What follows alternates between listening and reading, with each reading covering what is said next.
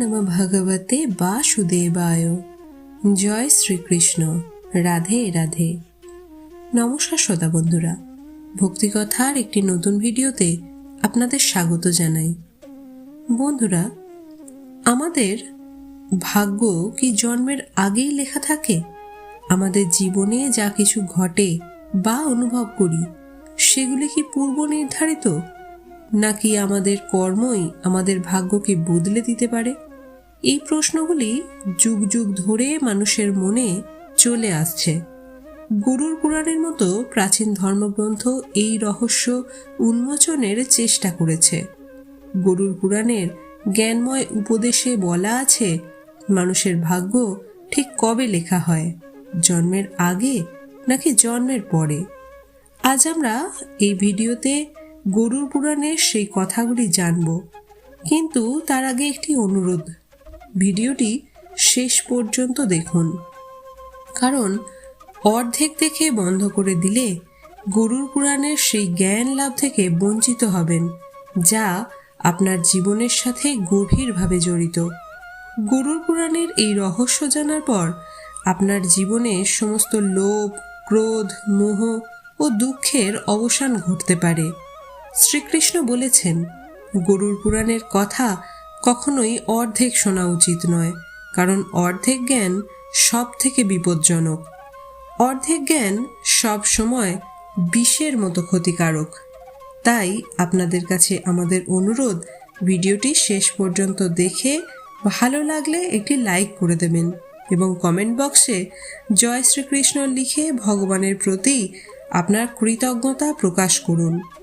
এবার আসুন জেনে নেওয়া যাক গরুড় পুরাণে শ্রীকৃষ্ণ কি বলেছেন। তিনি বলেন, মানুষের জীবনে যা কিছু ঘটে তা জন্মের আগেই নির্ধারিত থাকে, সেটি কেউ এড়িয়ে যেতে পারে না। গরুড় পুরাণ আমাদের শেখায়, জন্ম মৃত্যু রহস্য থেকে শুরু করে বর্তমান জীবনে কেমন করে চলতে হবে সবই। আজ আমরা একটি কাহিনীর মাধ্যমে জানব, আমাদের ভাগ্য জন্মের আগে লেখা হয় নাকি পরে। এই কাহিনী গরুড় পুরাণে বর্ণিত আছে, যা ভগবান শ্রীকৃষ্ণ স্বয়ং দেবর্ষি নারদকে বলেছিলেন। এক সময়ের কথা, দ্বারকা নগরীতে শ্রীকৃষ্ণ তার ঐশ্বর্যময় আসনে বসে আছেন। ঠিক তখনই দেবর্ষি নারদ নারায়ণ নারায়ণ জপ করতে করতে তার কাছে এলেন এবং তাকে প্রণাম জানিয়ে বললেন, হে প্রভু, আপনি ত্রিকালদর্শী। আমি শুনেছি যে কোনো জীব বা মানুষ যখন জন্ম নেয় তার ভাগ্য আগে থেকেই লেখা থাকে। হে প্রভু, আমি জানতে চাই, মানুষের জীবনে যা কিছু ঘটে তা কি জন্মের আগেই নির্ধারিত হয়, নাকি তা আগের জন্মের কর্মের ফল? আর আমরা কি আমাদের পরিশ্রম এবং সৎ কার্যের ফলে আমাদের জীবন বদলাতে পারি? দেবর্ষি নারদের এই প্রশ্ন শোনার পর ভগবান শ্রীকৃষ্ণ শান্তভাবে তার দিকে তাকিয়ে একটু মৃদু হেসে বললেন, হে নারদ, তোমার এই প্রশ্ন অত্যন্ত গুণসম্পন্ন এবং গুরুত্বপূর্ণ। এটি মানুষের জন্ম, কর্ম ও মৃত্যুর সাথে গভীরভাবে জড়িত। আমি তোমাকে একটি কাহিনী শোনাবো, যা শুধু তোমাকে তোমার প্রশ্নের উত্তরই দেবে না, তা প্রতিটি মানুষের জন্য হবে সতর্কবার্তা ও প্রেরণার উৎস। তুমি এই কাহিনী মনোযোগ দিয়ে শেষ পর্যন্ত শোনো। এটি গরুড় পুরাণের কাহিনী। যে এই কাহিনী অর্ধেক শোনে তার ওপর বড় বিপদ নেমে আসে, কারণ অর্ধেক জ্ঞান সবসময় বিষের মতো। হে নারদ, এই কলিযুগে পৃথিবীতে যে ব্যক্তি এই কাহিনী সম্পূর্ণ শুনবে ও বুঝবে, সে এই সংসারের সমস্ত পাপ কর্ম, মোহ, ক্রোধ থেকে মুক্তি লাভ করবে। নারদ বললেন, হে প্রভু, আমি সে কাহিনী মনোযোগ দিয়ে শেষ পর্যন্ত শুনব, আপনি নিশ্চিন্তে তা শোনান। তখন শ্রীকৃষ্ণ নারদকে কাহিনী বলতে শুরু করলেন। হে নারদ, প্রাচীনকালে এক বিশাল সমৃদ্ধ রাজ্য ছিল, যার নাম ছিল মগধপুরী। সেই রাজ্যের শাসক ছিলেন রাজা বীরধর, ন্যায়পরায়ণ, প্রজাপ্রেমী ও ধর্মনিষ্ঠ। তিনি সর্বদা প্রজাদের কল্যাণে কাজ করতেন ও ধর্ম পালন করতেন।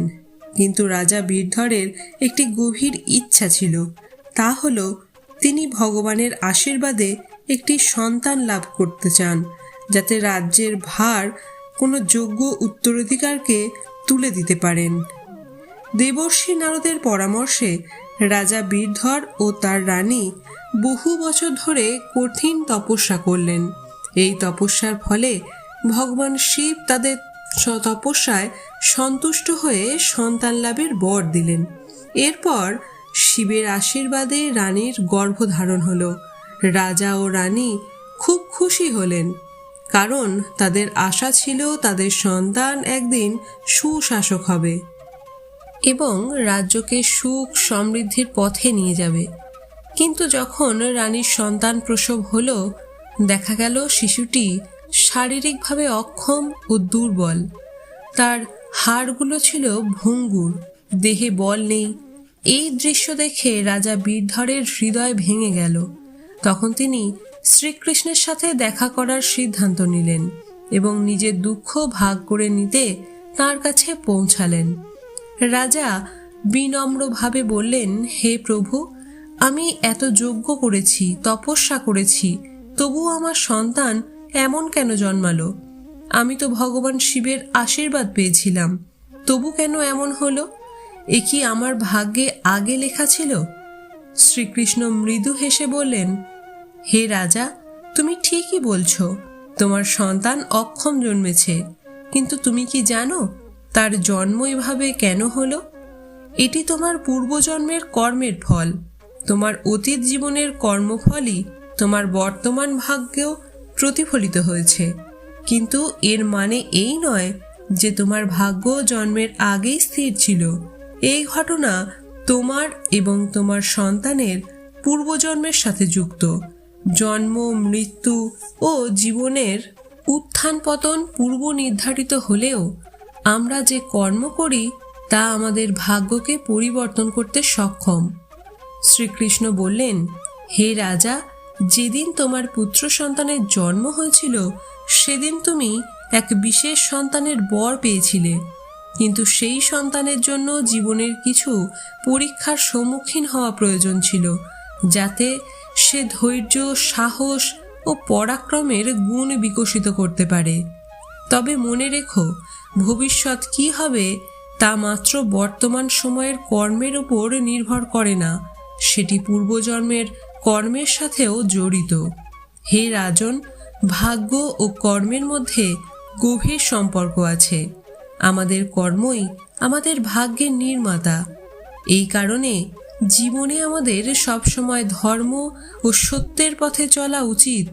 হে রাজা, তোমার জীবনে যা কিছু ঘটছে তা পূর্বজন্মের কর্মের ফল।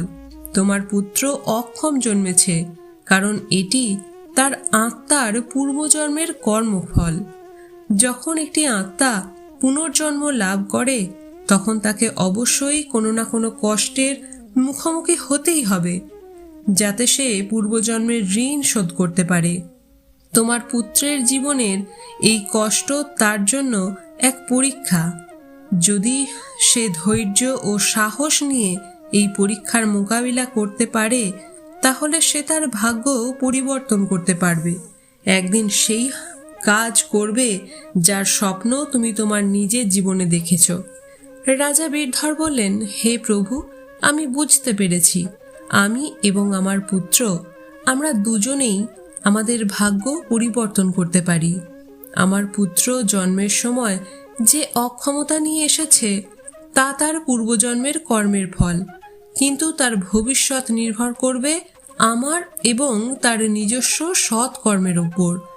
যদি আমি তাকে সাহস, ধৈর্য ও সৎ পথে থাকার শিক্ষা দিই, তাহলে সে তার সীমাবদ্ধতাকে অতিক্রম করতে পারবে।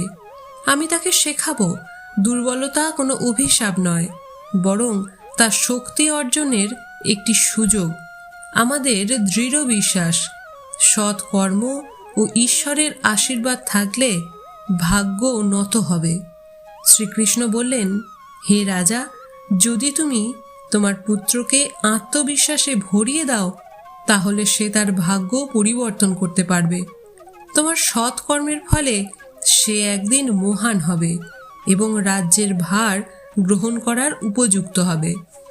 হে রাজা, ভাগ্য একটি চক্রের মতো, যা কর্মের ভিত্তিতে ঘুরতে থাকে। যখন তুমি সৎকর্ম করো, তখন তুমি তোমার ভাগ্যকে সুখময় করে তুলতে পারো। তখন বীরধর জিজ্ঞাসা করলেন, হে প্রভু, তাহলে কি ভাগ্য নিশ্চিতভাবে পূর্বজন্মের কর্মের সাথে জড়িত? তখন শ্রীকৃষ্ণ বললেন, হ্যাঁ, কিন্তু সেটা পরিবর্তনের ক্ষমতা তোমার মধ্যেই আছে। যদি তুমি সৎ কর্ম করো, তবে তুমি তোমার ভাগ্যকে উন্নত করবে। পাশাপাশি ভক্তি, সাধনা ও সেবা দ্বারাও ভাগ্য পরিবর্তন সম্ভব। ভগবানকে ভক্তি দ্বারা আমরা ঈশ্বরকে সন্তুষ্ট করতে পারি। যদি তুমি তোমার পুত্রকে জীবনে সংগ্রামের মুখোমুখি হতে ও আত্মবিশ্বাসী হতে শেখাও, তাহলেই ভাগ্য পরিবর্তন করতে পারবে। রাজা বীরধর শ্রীকৃষ্ণের উপদেশে সম্পূর্ণভাবে অন্তরে ধারণ করলেন এবং পুত্রকে শিক্ষা দেওয়ার সংকল্প নিলেন।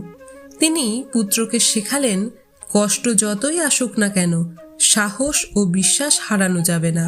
সময়ের সাথে সাথে সেই অক্ষম পুত্র আত্মবিশ্বাসী ও কঠিন পরিশ্রমের মাধ্যমে সমাজে একটি গুরুত্বপূর্ণ স্থান অর্জন করল। তার সংগ্রামশীলতা ও সাহস রাজ্যের মানুষের মধ্যে তার জন্য সম্মান বাড়িয়ে দিল। শ্রীকৃষ্ণ দেবর্ষি নারদকে বললেন, হে নারদ, বুঝে নাও, ভাগ্য একটি চলমান প্রক্রিয়া, যা কর্মের উপর নির্ভর করে বদলাতে থাকে। যারা জীবনে নিজেদের কর্মকে উন্নত করে এবং ভগবানের শরণ নেয়, তাদের ভাগ্য পরিবর্তিত হয়। এটি শুধু কর্ম নয়, এটি জীবনের সংগ্রাম এবং কর্মের সম্মিলিত সমাধান। বন্ধুরা, এই কাহিনী শেখায়, জীবনে যা কিছু ঘটে তা পূর্বজন্মের কর্মের ফলাফল। ভাগ্য ও কর্মের কোনো স্থির রূপ নেই। আমাদের সৎ কর্ম আমাদের ভাগ্য পরিবর্তন করতে পারে। গরুর পুরাণ আমাদের শিক্ষা দেয়, যদি আমরা সৎকর্ম করি, সত্যের পথে চলি এবং ঈশ্বরের ধ্যানে মগ্ন থাকি, তবে আমরা জীবনের দিক পরিবর্তন করতে পারি। নারদ, এই জগৎ কর্মের আয়না। যে যেমন কর্ম করবে, সে তেমনই ফল পাবে। মানুষকে মনে রাখতে হবে, মাতা পিতার সেবা, অন্যের সহায়তা এবং ঈশ্বরের ধ্যানই সর্বোচ্চ ধর্ম। যে মানুষ পূর্বজন্মে কারুর প্রতি পাপ করেছে বা কষ্ট দিয়েছে, সে মৃত্যুর পর ভয়ঙ্কর নরক যন্ত্রণার শিকার হয়। কিন্তু যদি জীবিত অবস্থায় সে তার কাজের জন্য অনুতপ্ত হয়, দিয়ে ভগবানের শরণ নেয় এবং সৎকর্ম করে, তবে সেই নরক যন্ত্রণা থেকে সেই ব্যক্তি মুক্তি পায়। এই জন্যই আমি বলি, হে নারদ, মানুষ যেন নিজের অহংকারে, অন্যায় ও পাপে পতিত না হয়। সত্য, সেবা ও ভক্তি মানুষের প্রকৃত রক্ষা কবচ। শ্রীকৃষ্ণ বললেন, হে মানব, মনে রেখো, প্রতিটি পাপের শাস্তি এবং প্রতিটি পুণ্যের ফল নিশ্চিত। ভাগ্য জন্মের আগে লেখা হয়, কিন্তু সত্য, ধর্ম ও সেবার মাধ্যমে ঈশ্বরকে প্রসন্ন করে সেটি বদলানো যায়। জীবন এক ক্ষেত্রের মতো। তুমি যে বীজ বপন করবে, সেই ফলই তুমি পাবে। ভালো কাজের বীজ বপন করলে সুখ পাবে, খারাপ বীজ বপন করলে খারাপ ফল পাবে। তোমার বর্তমান জীবনের সংগ্রামই তোমার পরবর্তী জন্মের ভাগ্যের ভিত তৈরি করে। গরুর পুরাণ, যা হিন্দু ধর্মের 18টি পুরাণের একটি, স্পষ্টভাবে বলে যে জন্ম, মৃত্যু, পুনর্জন্ম, কর্ম এবং আত্মার পথ সবই কর্মের উপর নির্ভরশীল। হে মানব, তোমার কর্মের দিকে খেয়াল রাখো। স্বার্থ, পাপ এবং অহংকার ত্যাগ করো। ধর্ম, সত্য এবং সেবা গ্রহণ করো, কারণ এটাই জীবনের প্রকৃত পথ। গরুর পুরাণে শ্রীকৃষ্ণের 3টি প্রধান উপদেশ রয়েছে, যা অনুসরণ করলে তুমি তোমার ভাগ্য বদলাতে পারবে। 1. সত্যের পালন।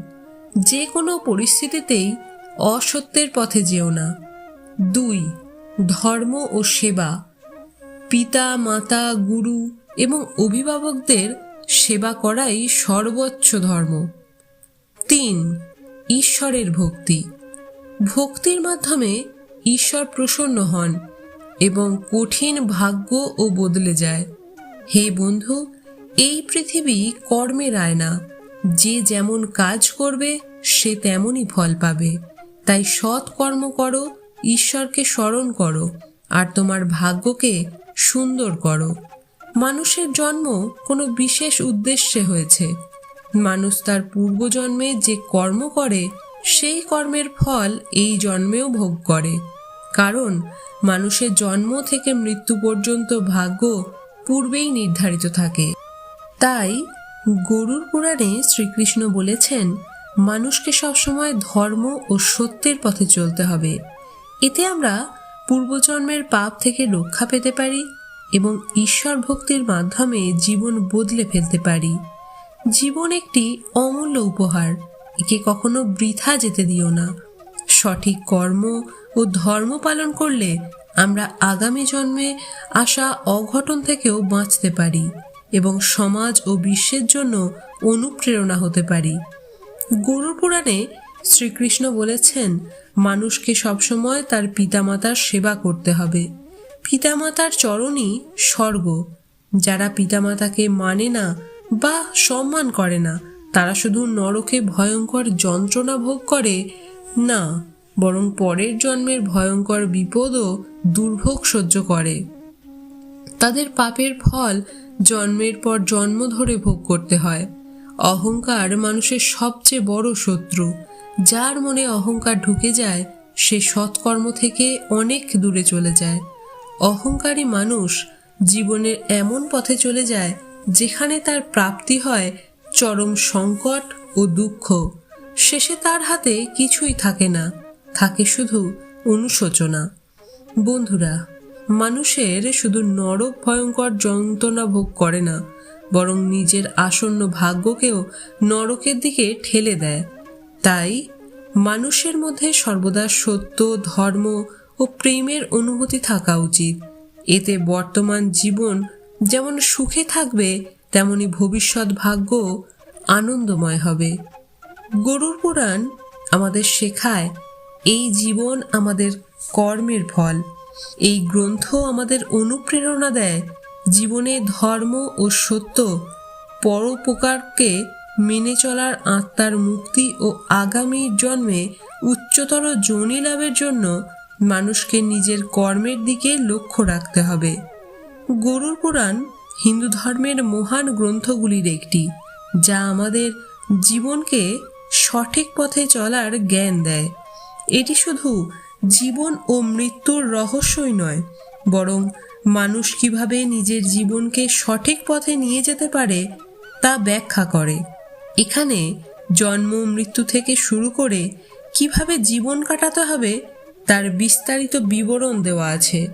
মানুষের জীবনে যা কিছু ঘটে তা পূর্বজন্মের কর্মফল।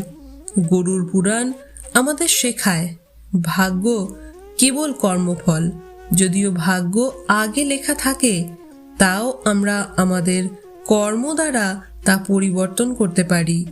বন্ধুরা, জীবন একটি মোক্ষম সুযোগ, যা সঠিক পথে চালনা করলে আমরা আত্মাকে মুখ্যের পথে নিয়ে যেতে পারি। তাই গরুড় পুরাণে বলা কথাগুলি মনে রাখুন, সত্যের পথে চলুন। এতে ভবিষ্যৎ জীবন হবে আনন্দময়। ভাগ্য ও কর্ম এক মুদ্রার দুই পিঠ। সুযোগ আসে, কিন্তু তাকে সঠিক পথে নিয়ে যাওয়া আমাদের কর্মের ওপর নির্ভর করে। তাই নিজের কর্মকে সঠিক পথে চলান, কারণ ভাগ্য সুযোগ দেয়, কিন্তু সফলতা নির্ভর করে আপনার পরিশ্রমের ওপর।